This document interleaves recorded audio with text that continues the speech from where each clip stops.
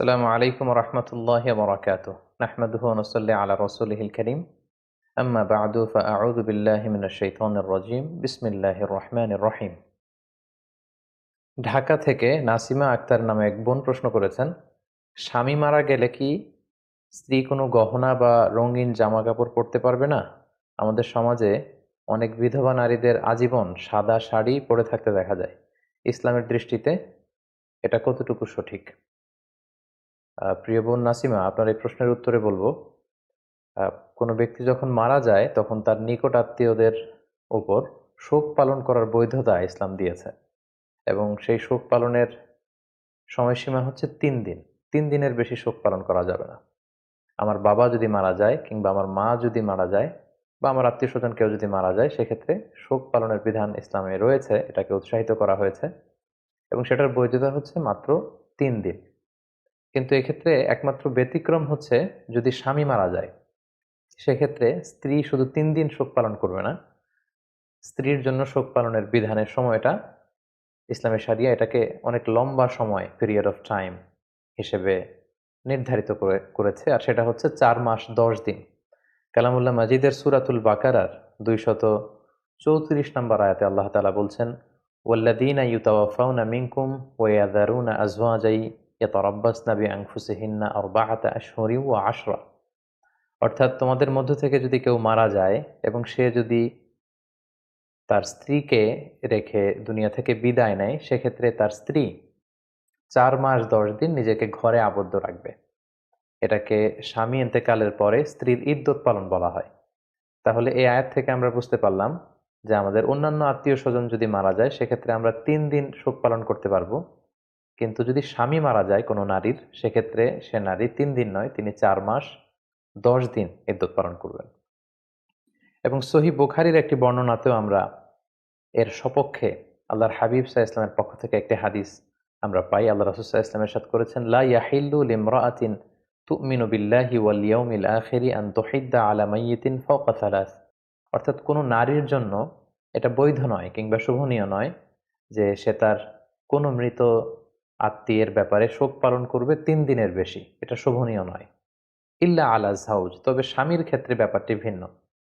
তার স্বামী যদি এন্তেকাল করে, সেক্ষেত্রে নারী 3 দিন শোক পালন করবে না, বরং আল্লাহর হাবিব সাল্লাল্লাহু আলাইহি সাল্লাম বললেন, ফাইন্নাহা তুহিদ্দু আলাইহি আরবাআতা আশহুরি ওয়া আশরা।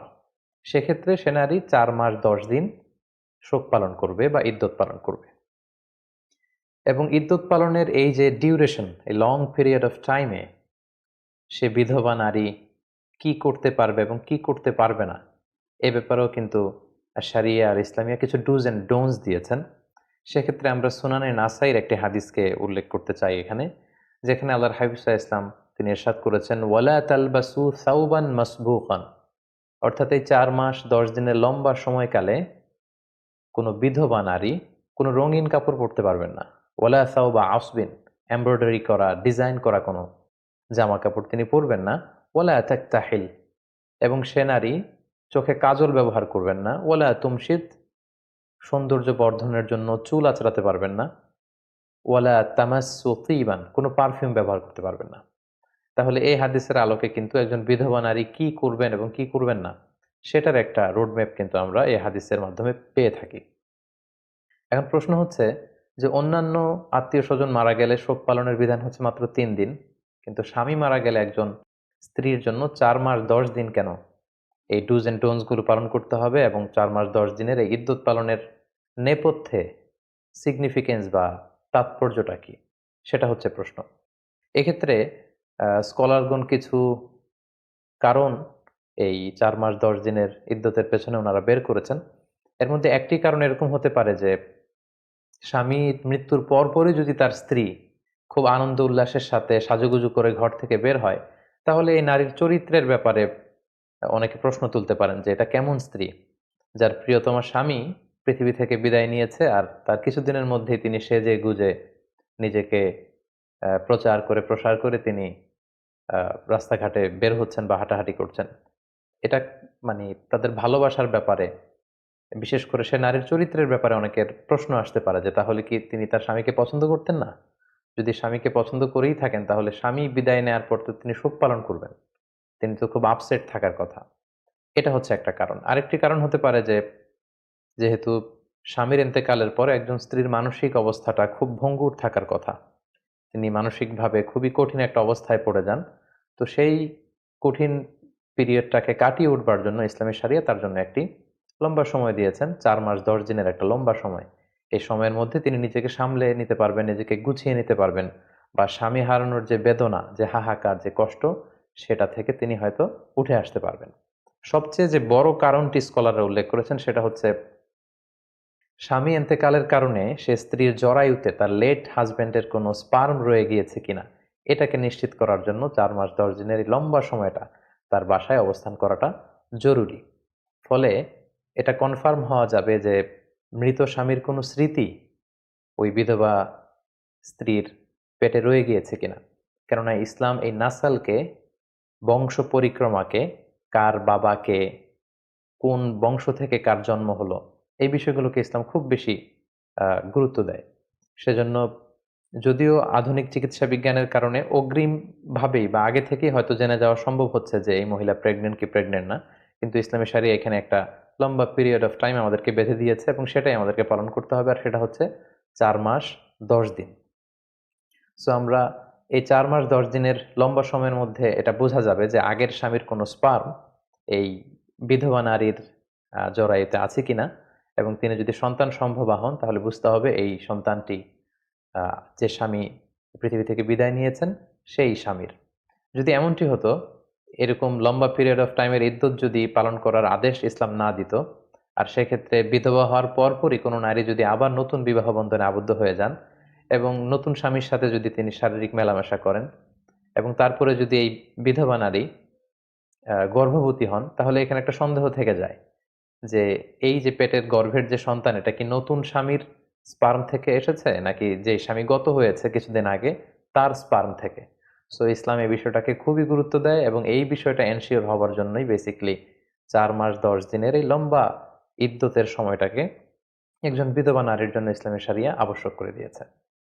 এক্ষেত্রে আরো একটি বিষয় আমাদেরকে খেয়াল রাখতে হবে। আমাদের বাংলাদেশে যে কালচারটি প্রচলিত আছে, অনেক নারী যখন বিধবা হন, অর্থাৎ তাদের স্বামীদেরকে তারা হারান, তখন তারা আজীবনের জন্য সাদা কাপড় বেছে নেন, আজীবনের জন্য শোক পালন করেন।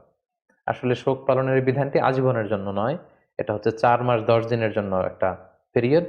এই পিরিয়ডেই আপনি এই ডুজ অ্যান্ড ডোন্টস গুলো মেনে চলবেন এবং ৪ মাস ১০ দিনের এই ইদ্যতের পিরিয়ড যখন চলে যাবে তখন আপনি আবার আপনার স্বাভাবিক জীবনযাপন করতে পারবেন এবং প্রয়োজনে চাইলে আপনি আবার নতুন বিবাহ বন্ধনেও আবদ্ধ হতে পারবেন ইনশাআল্লাহ।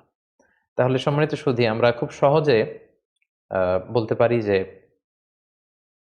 ৩ দিন হচ্ছে স্বাভাবিক শোক পালনের নিয়ম, কিন্তু বিধবা নারীর জন্য, তার স্বামীর জন্য তিনি ৪ মাস ১০ দিন শোক পালন করবেন বা ইদ্যত পিরিয়ড কাটাবেন। এবং সেক্ষেত্রে শরিয়া কিছু ডুজ অ্যান্ড ডোন্টস দিয়েছে, যেমন এই ৪ মাস ১০ দিনের সময়কালে তিনি স্বামীর ঘরে অবস্থান করবেন, বিনা প্রয়োজনে বাইরে বেরোবেন না, তিনি খুব বেশি সাজসজ্জা করবেন না, মেকআপ করবেন না, খুব অতিমাত্রায় ডিজাইন করা রঙিন কাপড় পরে তিনি বেরোবেন না, সাধারণ জামা কাপড় পরে তিনি ঘরে অবস্থান করবেন। তিনি এই সময়টাতে পারফিউম ইউজ করবেন না, অতিমাত্রায় জুয়েলারি, অলংকার এগুলো ব্যবহার করবেন না। নিজের সৌন্দর্য বাড়ানোর জন্য সাজসজ্জা হিসেবে আমরা যে মেহেদি ব্যবহার করি বা চোখে কাজল দেই, এগুলো তিনি ব্যবহার করতে পারবেন না। এবং এই লম্বা সময়ের মধ্যে তিনি সরাসরি বিবাহে আবদ্ধ হওয়ার মতো কোনো কাজ কিংবা বিবাহের প্রপোজাল বা বিবাহ নিয়ে কথাবার্তা এগুলোতেও তিনি জড়াবেন না।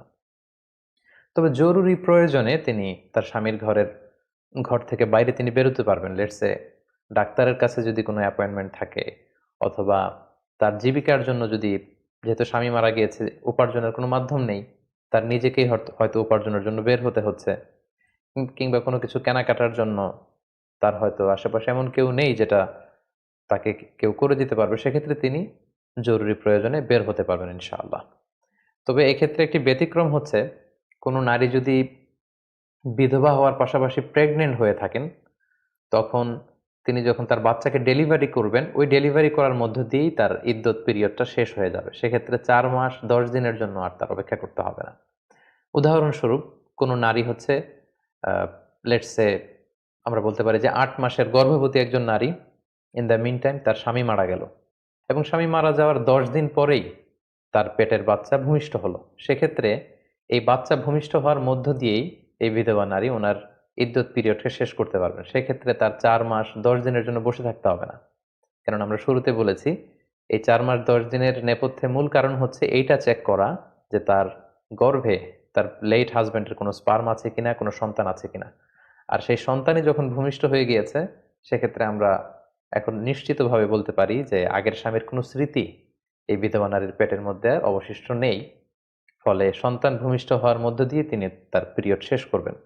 এক্ষেত্রে খুব সোজা সাপটা ভাবে সূরাতুত তালাকের ৪ নম্বর আয়াতে আল্লাহ তাআলা বলছেন, ওয়া উলাতুল আহমালি আজালুহুন্না আইয়াদা'না হামলাহুন। অর্থাৎ গর্ভবতী নারীদের ক্ষেত্রে ইদ্যত হচ্ছে তার ডেলিভারি।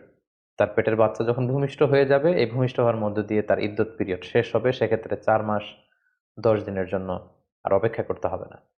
তো প্রিয় বোন নাসিমা, আশা করি আপনি আপনার উত্তর পেয়েছেন যে একজন বিধবা নারীর জন্য ৪ মাস ১০ দিনের যে ইদ্যত পিরিয়ড ইসলামী শরিয়া দিয়েছে, সেই সময়টাতে তিনি কি করতে পারবেন, কি করতে পারবেন না, এ ব্যাপারে ইসলামী শরিয়ার বিধানগুলো আশা করি আপনি বুঝতে পেরেছেন। আল্লাহ তাআলা আমাদের সবাইকে ইসলামকে সঠিকভাবে জেনে সে অনুযায়ী আমল করবার তৌফিক দান করুক। হাযা মা ইনদি ওয়াল ইলমু ইনদাল্লাহ আলাইহি তাওয়াক্কালতু ওয়া ইলাইহি উনীব। ওয়াসসালামু আলাইকুম ওয়া রাহমাতুল্লাহি ওয়া বারাকাতুহু।